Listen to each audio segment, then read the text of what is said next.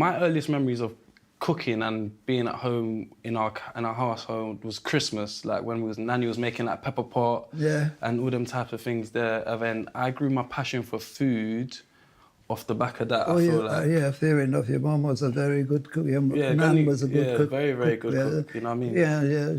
Growing up, you and Nanny used to really cook together. I remember Nanny used to always cook in the daytime. Yeah, she was always there, And then you'd be cooking more in the night time. You'd always come down and make your stews and kind of stuff in the night time. I was 24 when I came to UK. 24? Yeah, That's young, 24. Man. Yeah, I wasn't young. Of course that's young. Imagine me at 24 coming to London from Guyana. I was 24 and...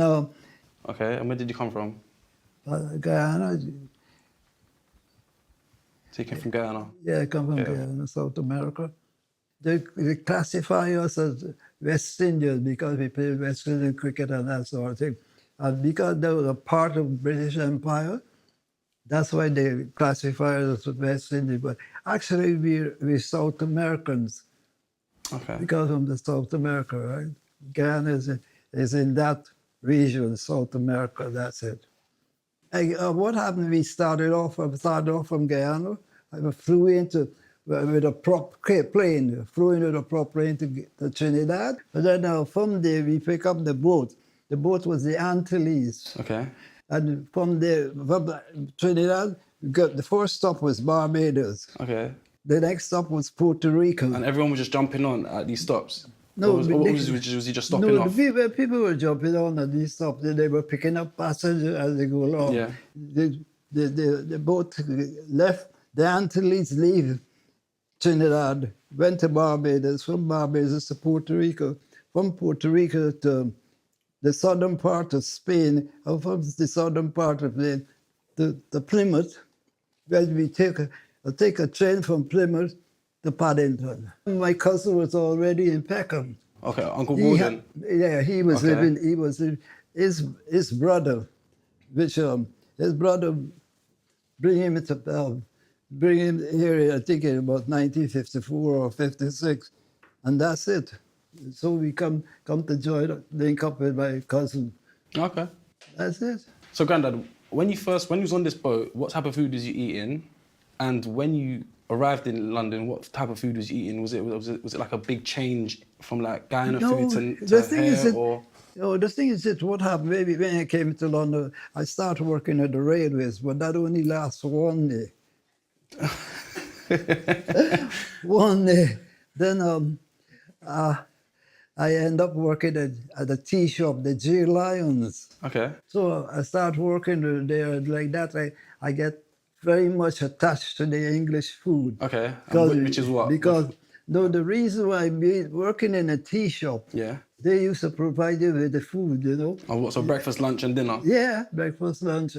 Not dinner, tea. Okay. Well, like afternoon tea? Afternoon tea. Okay, yeah. That's why I tell you about chips and sardines and biscuits. Sardines and biscuits? Yes. Okay, yeah. Sardine and biscuit, you know, or Chelsea bun. Okay, Chelsea buns, yeah. Chelsea bun or Welsh rabbit. Okay, yeah. Welsh rabbit, Welsh rabbit. Toasted egg and toast. Okay. And you may get toast and a sausage. Yeah. That's it. Okay. That's breakfast with a cup of tea. What about food back home? Like, what was your favourite dish back home? Like, what was Granny making? Not even Granny. My mum. Yeah, your mum. What was she making? Well, what she was making, she used to go down to the seaside there because the fishermen used to come. Okay, yeah. And mostly we didn't have meat. Not that you didn't have meat. You couldn't afford to buy meat. Too expensive. Too expensive. But fish was cheaper. Oh yeah. Okay. Yeah, you go down there and you get a handful of fish or shrimps or something, and it was not cheap. And is that where your passion for fish and that's seafood why come from?